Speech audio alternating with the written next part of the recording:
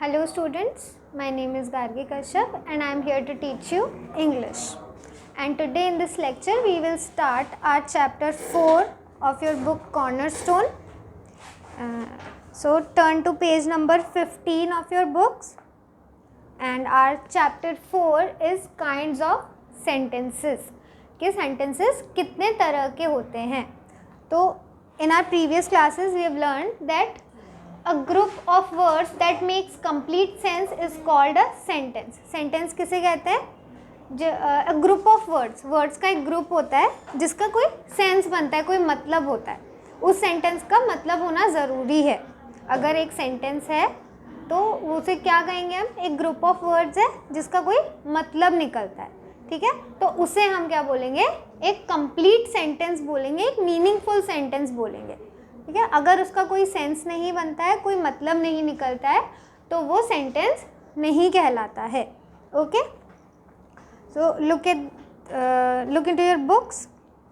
Take the group of words which makes complete sense. इन sentences में से हमें जिन सेंटेंसेस का करेक्ट सेंस बनता है, कोई मीनिंग निकलता है, उसको हमें टिक मार्क करना है. Okay, first sentence, is the mobile phone a useful invention? So this makes a complete sense. This sentence makes a complete sense. That's why it's we have to tick it. So check the box. Please close the door. इस sentence का भी complete sense बनता है तो इसके आगे भी आप टिक मार्क लगा दीजिए. What a beautiful painting. इस सेंटेंस का भी कंप्लीट सेंस बनता है तो इसके आगे भी आप टिक मार्क लगा दीजिए. Go to your room at once. ये भी कंप्लीट सेंटेंस है, इसके आगे भी टिक मार्क लगा दो. Assignment by tomorrow. अब ये सेंटेंस है, ये कंप्लीट नहीं है, this is an incomplete sentence, तो इसके आगे आप क्रॉस लगा दो. क्यों? क्योंकि इसका कोई सेंस नहीं है. Okay, so you have learn that a group of word that makes complete sense is called a sentence. ऐसा ग्रुप ऑफ वर्ड्स, ऐसे वर्ड्स जो मिलके एक कंप्लीट सेंस निकालते हैं, जिनका एक मतलब निकलता है, उन्हें हम क्या बोलते हैं? सेंटेंस बोलते हैं. Therefore only the first 4 groups of words are sentences. और इसीलिए जो पहले 4 सेंटेंसेस है, 4 ग्रुप्स ऑफ वर्ड्स है, वही कंप्लीट सेंस है उनका, इसीलिए उन्हें सेंटेंस कहेंगे हम. Did you notice that all the sentences and up in a full stop? तो आपने देखा कि क्या सारे सेंटेंसेस के एंड में फुल स्टॉप लगा है? नहीं, फर्स्ट सेंटेंस और थर्ड सेंटेंस के एंड में फुल स्टॉप नहीं लगा है. The end mark of a sentence depends on the type of sentence. And में, सेंटेंस के एंड में जो भी मार्क लगेगा वो किस पे डिपेंड करेगा कि वो किस टाइप का सेंटेंस है, किस तरह का सेंटेंस है, उस सेंटेंस में क्या बोलने की कोशिश की गई है. Okay, so now we will see that how many kinds of sentences are there. So there are 4 kinds of sentences: declarative sentences, interrogative sentences, imperative sentences and exclamatory sentences. Okay, her mother is a scientist. I love mulberries and strawberries. These sentences state something about their subject.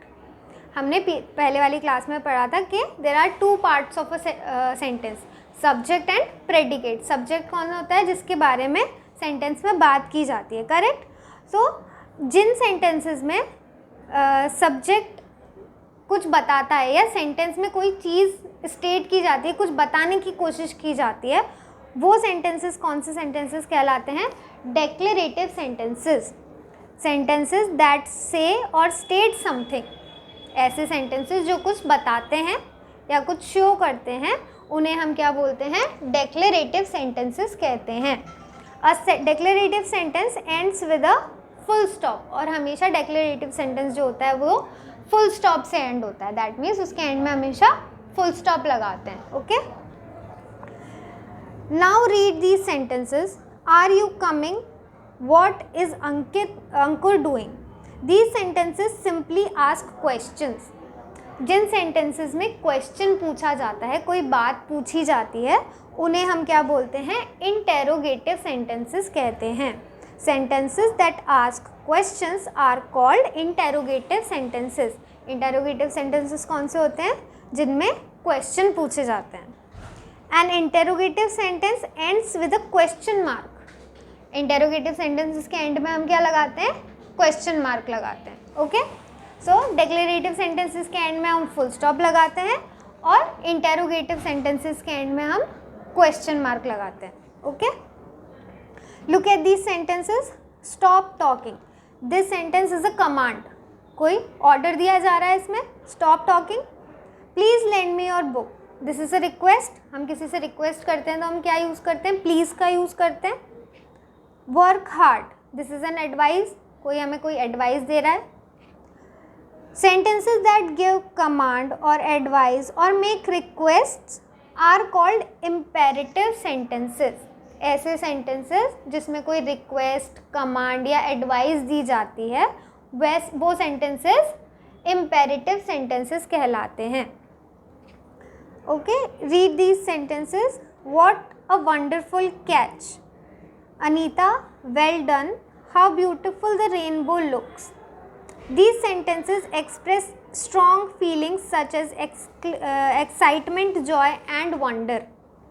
ऐसे sentences जिसमें strong feelings show होती हैं, जैसे कि excitement या joy, happiness या wonder, surprise. तो ऐसे sentences जिनमें strong feelings show होती हैं उन्हें हम कौन से sentences कहते हैं?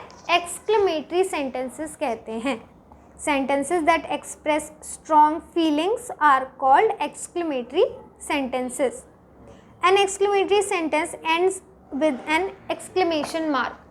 This mark is called an exclamation mark, जो कि किसके एंड में लगता है? exclamatory sentences के एंड में हम यूज़ करते हैं. ठीक है, तो इस साइन का मतलब क्या होता है कि जो सेंटेंस है वो exclamatory sentence है. Okay, in imperative sentences sometimes the subject is not stated. For example, you please take the dirty clothes outside, you go away. Okay, imperative sentences में कई बार जो subject होता है वो लिखा हुआ नहीं होता है, it's automatically implied. तो इस चीज़ का हमको ध्यान रखना है. Okay, so these were your kinds of sentences which are there are 4 kinds of sentences: declarative, interrogative, imperative and exclamatory sentences. Okay, so we will send you the PDF of this exercise and you have to do it in your books, and we will meet in our next lecture.